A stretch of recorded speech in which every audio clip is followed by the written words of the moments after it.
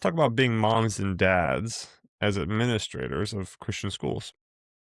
This episode of the Christian Principles Podcast is brought to you by the Herzog Foundation. And as always, the thoughts and opinions expressed within this episode are those of your hosts and not necessarily the Herzog Foundation.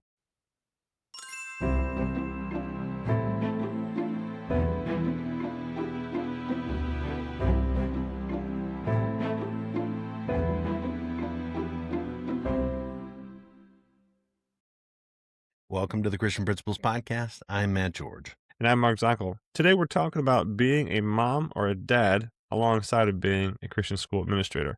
Specifically, we're talking to those of you who have children in your schools. So not that we wouldn't talk, about being a parent of children who aren't in your school yet. Perhaps you're in a high school and your kids are in elementary somewhere, you're in elementary and your kids are in high school somewhere. It could be a number of different things, but we're speaking mostly of the experiences we've had of having children with us who are our blood and who are the recipients of our ire and of our administrating as well as our parenting. So I think we've talked about having our kids in schools before, so that's not something that's brand new for us necessarily. Mm-hmm.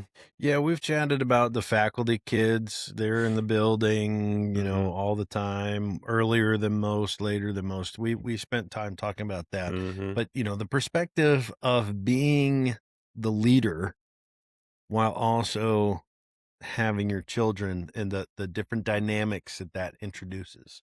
Nice.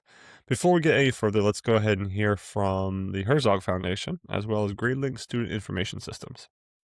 This episode is brought to you by our partners at the Herzog Foundation, whose mission aligns beautifully with ours to advance and support Christ-centered education. The Herzog Foundation exists to catalyze excellence in Christian schools, helping more children experience academic rigor, biblical truth, and strong moral character, all in a safe and nurturing environment. Whether through teacher training, principal development, or strategic media efforts, the Herzog Foundation is committed to helping you, the Christian school leader, fulfill your calling with excellence. Their vision is bold but clear, a national renaissance in Christian education that impacts culture for generations. At the Christian Principles Podcast, we're proud to stand with the Herzog Foundation in that mission. Learn more at herzogfoundation.com. Together, we're building schools and futures on the rock of Christ. And as always, tell them that the fellas here at the Christian Principles Podcast sent you their way. With GradeLink's Parent app, parents can easily check grades and updates right from their phones. And they'll even get automatic alerts if a grade drops or an assignment is missing. That means fewer calls to the office and more time saved for your staff. Check it out at cpp.gradelink.com to learn more. We're going to throw out some numbers here that have nothing to do with being a mom or a dad. We're going to throw out our numbers here on the podcast. In fact, we just want to celebrate.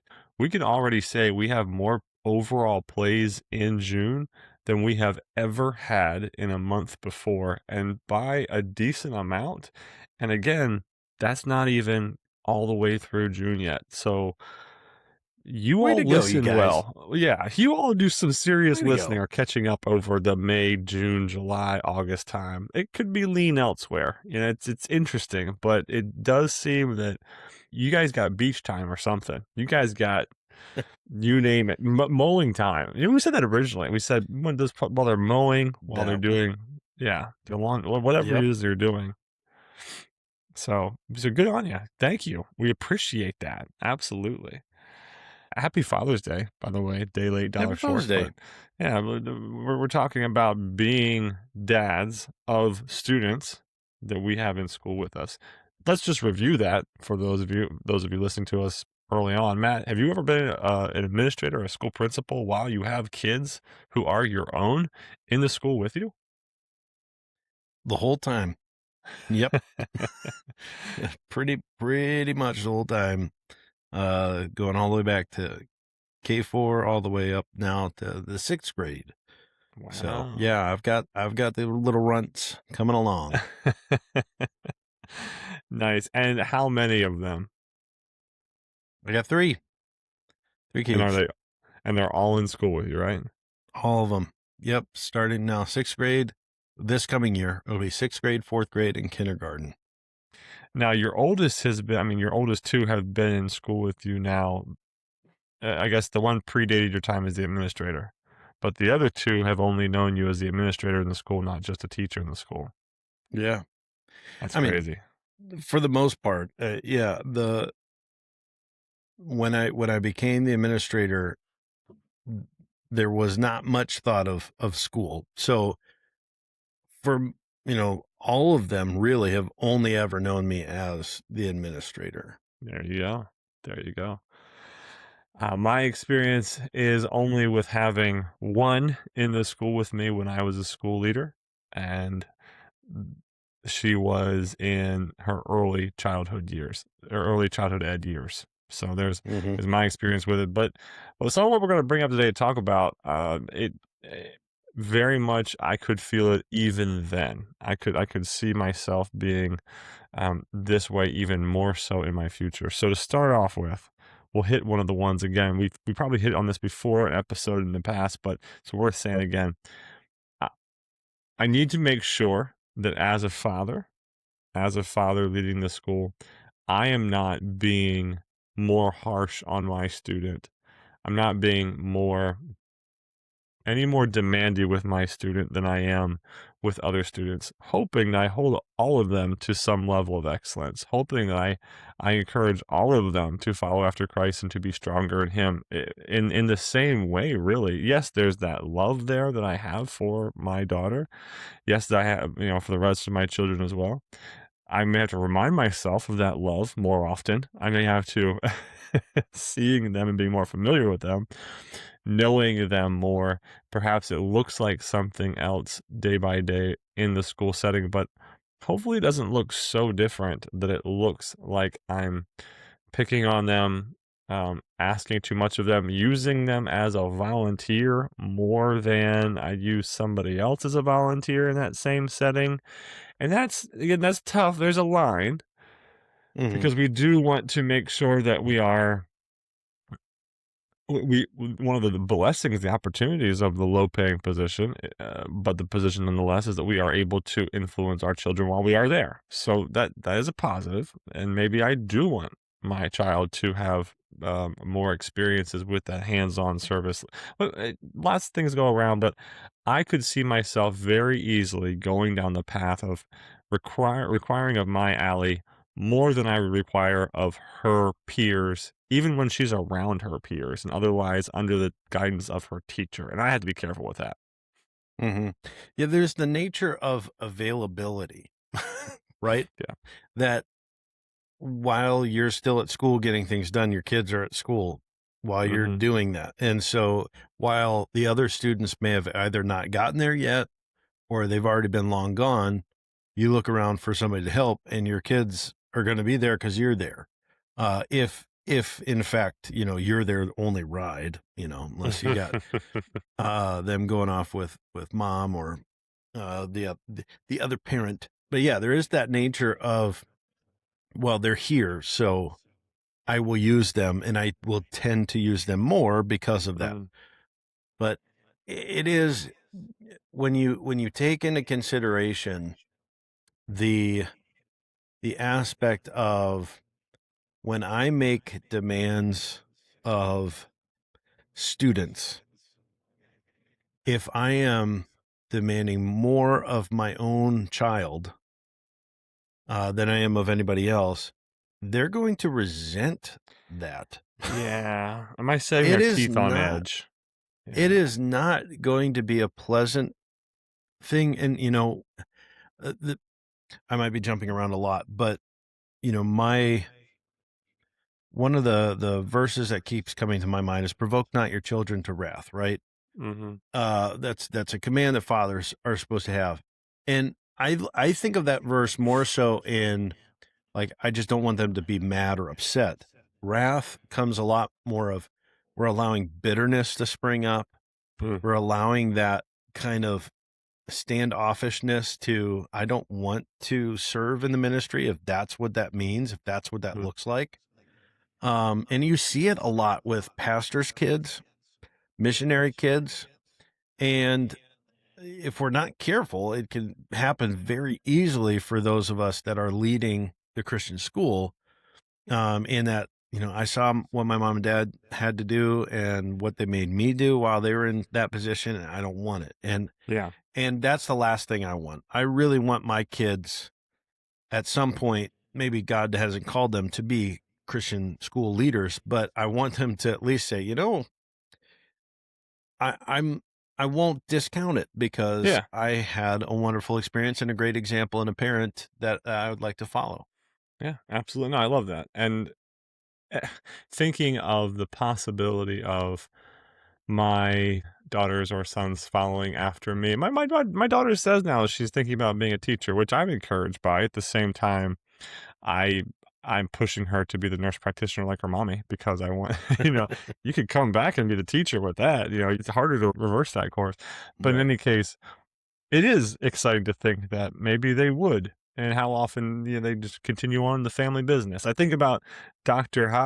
Dave Hobbs, and his son, Chris Hobbs, and his other son, Mark Hobbs, and his other son that are all in Christian ed and in Christian leadership in that Christian ed in some way. What a blessing, what a legacy. I think about what we're doing here on this podcast, and we said this before, but if for nothing else, if all of our listeners dry up and we decide it's done, it's not like it's not like these episodes are gonna go somewhere. As long as podcasts or things, as long as YouTube is YouTubey, as long as these things exist, then these channels are gonna be things for our children to listen to and gather their parents' thoughts on. And I don't really have that for my parents, and outside of me asking them, and you to some extent the same outside of asking. It's not something that's just an easy, Yep. accessible, hopefully, our actual thoughts on the matter in these ways. Well, when we talked about this before, we said that we wanted to bring to the forefront the possibility of us being too demanding of our kids. Well, there's positives as well, as being the father, being the mother, who is also the Christian school administrator. And I would hope that our students have some of those fun times. My wife was one whose father was a Christian school educator, so she was at school early and she left school late. And there was lots of negative that was a part of that, but there were some fun things. There were some positive things. So you know what those are for you and your family. You know that when they come in early, they get to sit in that certain chair, cuddle up with that certain blanket. They get to maybe, they're probably not supposed to be walking around the building, but they get to be in a space that otherwise other students shouldn't be in or can't be in. They do get to see some of how the sausage is made. They do get to be with you a little bit longer when others get dropped off and aren't with you. Whatever that case may be, there very much is a challenge. Now, my daughter, of course, being in pre-K, she wanted nothing to do with me when she came to the door and wanted to get to her classroom as soon as possible. Of course, as they get older, sometimes that's not quite the same, right? That changes.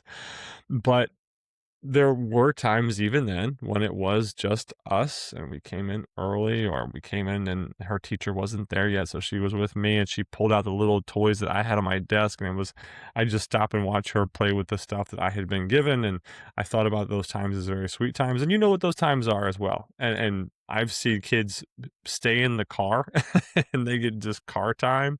There's different things that these students perhaps get, and I want to think of it positively as well, that is something to celebrate. Do you have any thoughts on that front? Things that would be unique with your kids specifically, or perhaps opportunities they have because they are your kids in your role. You know, I don't really think much because I that is a challenging thing of that balance of, because you're my child, you get to blah blah blah, where it doesn't turn around and get taunted or touted as, hey, look what I get to do and you don't get to because na na na na foo foo. Um Now my family dynamic is a little bit different in that my wife does come in and teach as well. Mhm, So when it comes to getting to school early, my kids don't have to come to school mhm. early with me. They'll come later with her, and that's kind of a special thing. Um, on occasion they will. And there's things that I have set up that they do in my office. But I don't necessarily know or think of them as, because I want my kids to have that experience of going into the classroom and having as close to the same experiences the rest of their class I because hear they you. want to Yeah. relate. Yeah. And but I can't off the top of my head think of things in particular that my kids would jump up and say, "Well, I get to do this," or I'm thankful for this because my dad is the administrator. A lot of times they have to be reminded that their dad is the administrator. So Well, I tend to think of a lot more things on that side of it. you can tell these are good raw conversations because Matt had no answer to my thing. I put him on the spot and he didn't have an answer that he could think of for his kids. But I would think of some maybe for your kids and others that I thought of as well of things like when your kid comes down and he or she is not feeling that great. Is there a spot in your office they get to go? Whereas otherwise the children wouldn't get to see their parents immediately because their parents are working Well, elsewhere. right. So that's that's a blessing. That could be something that's there. A celebration. I did have Miss Shockley would bring Allie down in celebration every now and then of something that she wanted to show off, and it wasn't something I asked for. It wasn't something that Allie asked for necessarily, but Miss Shockley would just happen to think that that would be meaningful for us. And again, if that was a third party, I never asked Mrs. Shockley to do that, Miss Doris to do that, but she would bring Allie down every now and then and say, "Hey, this is look, she just did her name for the first time," or we were praying about this and Allie prayed about this, and that was special. And I would want to recognize Mhm. that's a one of those benefits we could say we do get to see that. So being the father and mother of a student in your school, there are benefits there that you would not consider. I'm sure many consider the benefit of having their children with them one of the primary benefits of being a Christian education. Absolutely. But Yeah. there's Or there's uniqueness to that in ways that they may not have anticipated. Not just you're physically near them in a building, right. but there will be some opportunities for you to slip by and stick your head in the door or look through the window and whatnot and see how they're doing. That's pretty cool. Yeah, I was gonna say there's a time where I'll get to the one of my kids' classrooms and poke my head in where, usually I'm asking for things from the teachers or asking to talk to the students and just going in there very plain faced. Can I see Henry, please? He comes out. I close the door. I just stare at him. He's like, what did I do? And then you just give him a hug. Oh, It's like, that's go the back to class. best. That's you know, awesome. there's those moments. I I I would like to think that my kids do appreciate. I feel like that's a little bit more appreciation on my side of things, That's maybe true, on but their this side. yeah, but this is good for us. This is being the Because father or mother who's the Christian I school minister. This is also us think, too. yeah, with that awesome privilege and blessing comes the natural pairing of when I get in trouble, because Sure, yeah. this is again where when I was a student, it was far more, I'm going to be getting in trouble and I don't want my parents to find out about this. And when I'm there, I'm going to find out about it. Like there's no hiding Hmm. when I'm in charge.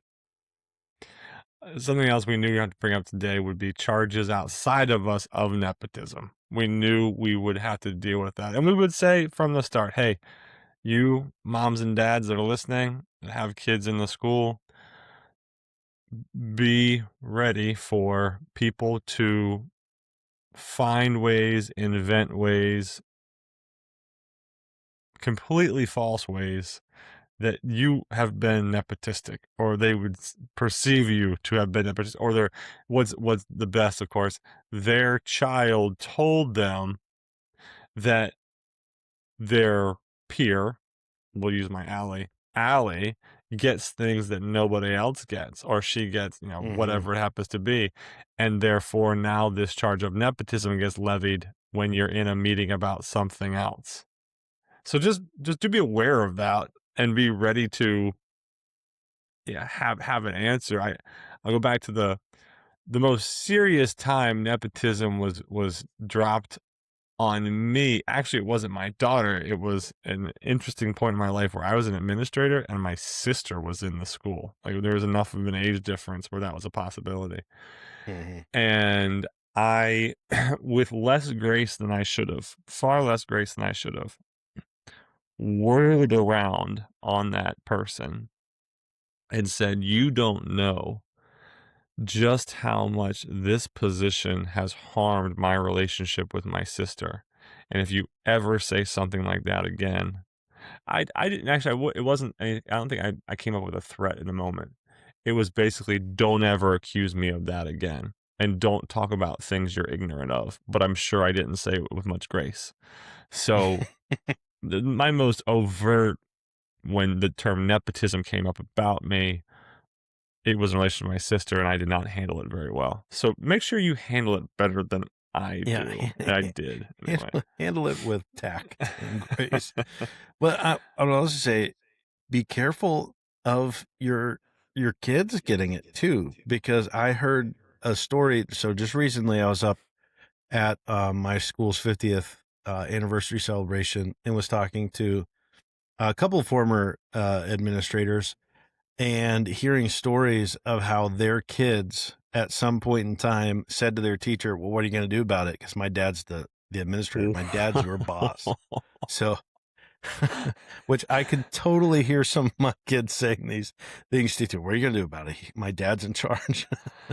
To But which, if I any of think those my children, kids, including your children, knew what it was their fathers would actually say, yeah, that's where right. they would My actually kids wind would, up.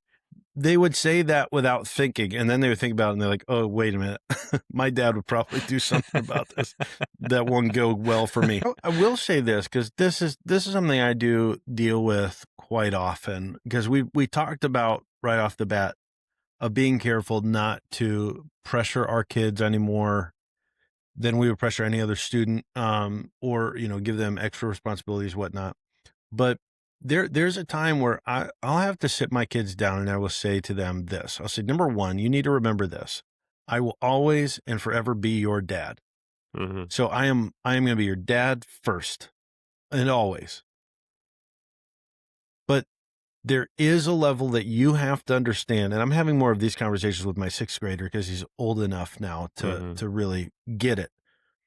That while I am your dad, I am also the leader of this school. And you hear these things that we always heard our parents say, and now we're finding ourselves saying them. And whether you like it or not, son, you have my name, which means what you do is a reflection on me. Mm-hmm.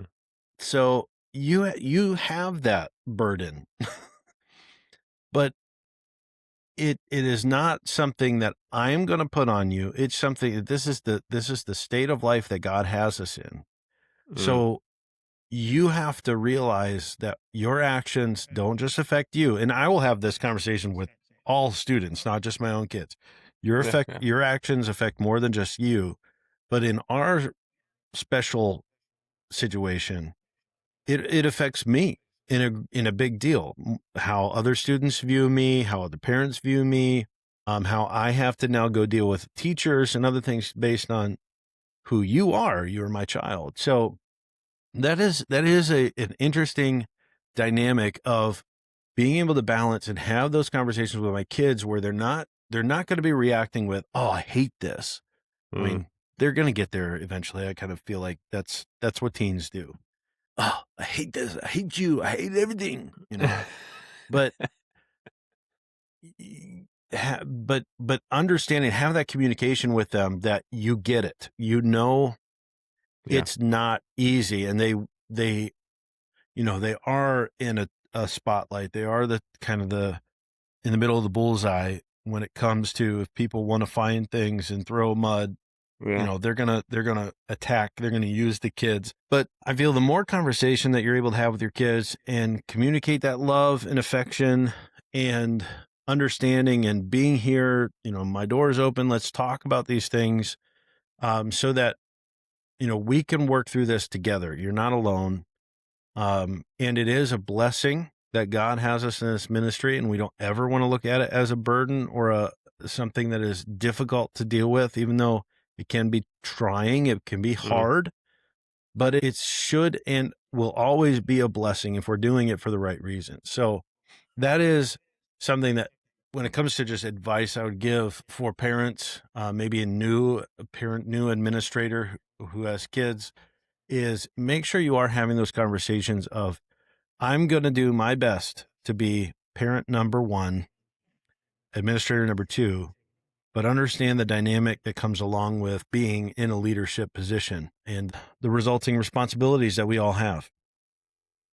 Those conversations of informing them should also inform them there will be times when their peers are bad mouthing their dad.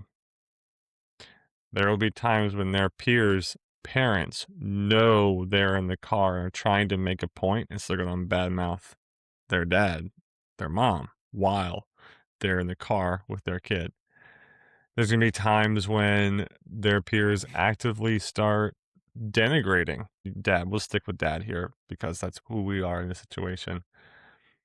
And they know that the godly thing to do is to not abide a complaining spirit, not to abide a complaining tongue, but to, rebuke is probably strong, but to not be a part of that conversation, which is then going to look like your friends don't think you're cool enough to handle your parents being talked about poorly. So even something as specific as that, they should be aware that's coming. Run them through a scenario when that happens. Have them walk through it because these aren't perfect places. We're not claiming that they are.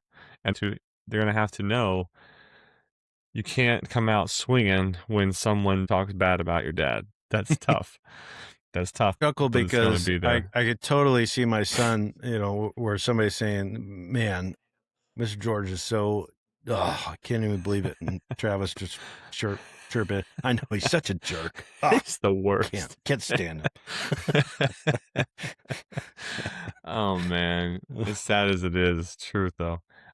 Those conversations of telling them, age appropriate, what they can expect from people being people and opening up and having that. And not to leave this on a sour note, because one of the greatest benefits we'll have, we already said this about being the administrator of one of these Christian schools, is having our children with us, Lord willing, and being so hands-on with their education, believing so strongly that education is the home aligned with the school well. And even in most of our situations, the church aligned with the home, with the school well, or at least the spiritual emphasis of we believe it so strongly, we've made our lives work. And if that's what we've done, what a great blessing to see our children right there in front of us. Another one of the positives is that they get to remember and they get to be reminded of, and they don't have to call too many people to figure out what the next event is at the school or when a certain sign up is. Now, I get details get missed by all of us, completely understand that. And sometimes we're the worst at reading the weekly memos that go home. But at least there's more knowledge at home of the ins and outs of the different events, opportunities, competition, whatever it has to be, that are available to them. And that's something that, organizationally speaking, that's something that's not unique unto us as Christian school administrators who have children that might be more involved simply because they're more aware of what's going on. You think about the county level, the city level, you think about organizations that have benefits for employees, and but then there's thousands of employees, but only like a tenth of them know what the benefits are, and they usually work in HR, or they work in payroll, and that's how they know what the benefits happen to be, and they take advantage of them that way. So in the same, there are some positives. There are many positives, but there's a couple positives to focus on. Yeah, and they get to hear us talk. Like, my wife, like I said, my wife's in the school with me, and so there's a lot of times where we'll end up talking about, oh, I'm really excited that we're doing this, and here's why we're doing this, or this is a difficult thing that I'm working through, and my kids are there listening, and so they get to hear a lot of times where we don't get to explain to other students or parents, this is why we do what we do. Yeah. But of course, we're going to make it a point of sharing that with our own kids. So they get to hear that from us directly, and it's not going to be a guessing game so much. I mentioned they need to be ready for what they're going to hear dad called. They also need to be ready to have closed ears, and we should be very careful what we're talking about in front of them. That's probably actually more of the difficult thing. I'm going to be on my phone on my drives. I'm going to be speaking with my wife about things going on that I don't want to share with my kids, but they happen over here. So there should be some preparation for that as well. Hey, some things that Daddy talks about you cannot repeat. And Yep. he shouldn't, possibly he shouldn't be talking about them. It may just be a mistake, or it's legitimate and he has to make this call, and he can't speak silently. He's got to Yep. actually talk. So you need to be aware that what you hear Daddy talk about sometimes is between Daddy and his phone, or between whatever it should be in this situation, and perhaps encourage them to respect that and to understand that, to work through that together. And we all have different dynamics. All professions, all parents have different dynamics with their children, and they have to work through. And these just happen to be some of ours. But we celebrate you, Dad, on Father's Day. We celebrate you, Mom. This isn't coming out the day after Mother's Day, but of course we celebrate you and what you do as a Christian school administrator as well. So, Father, Mother, Christian school administrator, thank you for what you do. Let's hear our Christian administrator spotlight now. Matt, who are we spotlighting today? Today we're highlighting Dana Kline, administrator of West Seneca Christian School. Now, he's the administrator, but he's also the pastor. The pastor, I think, of First Baptist in West Seneca as well. So this is Pastor Dana Kline, a situation where, as we were told by Jamie Lynn Flack. Why do I know her middle name? I think it's because I see it on Facebook all the time. That's why I know her middle name. But Jamie Lynn, she tells us that there have been times when Pastor Dana has had to step up. Not that he wouldn't otherwise, but he has to step into the administrative position when they haven't had one, and he has done so. And so today, as we have in the past, we recognize those pastors who have led these Christian schools at times. I'm sure at the start and throughout, he's been in leadership in it as well. So we're going to pray for you now, and I'm going to pray for you now. I don't often pray on these because usually I'm introducing, but I'll pray for you now. Pastor Kline.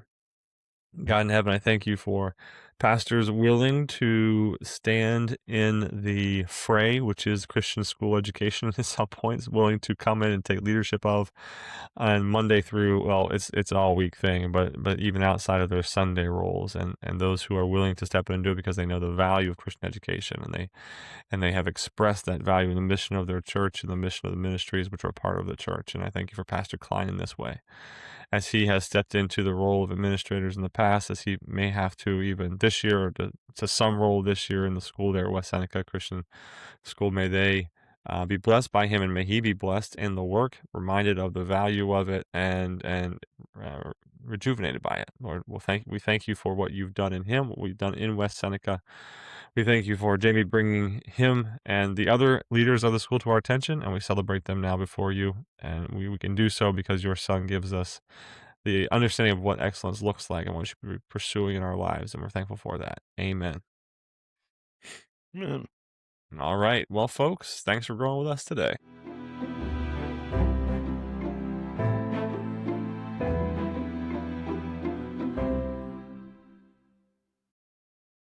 We want to thank you for listening. We're honored that you spend this time with us each week.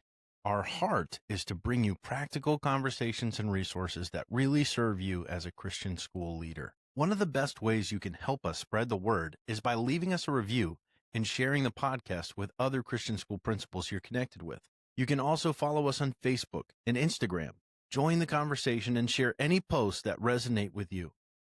Every share makes a difference in helping more leaders find encouragement and practical tools. And remember, the podcast is just one way we help. We also love serving schools through speaking and workshops. Our keynotes and sessions are designed to give you actionable strategies you can take back to your team and implement right away.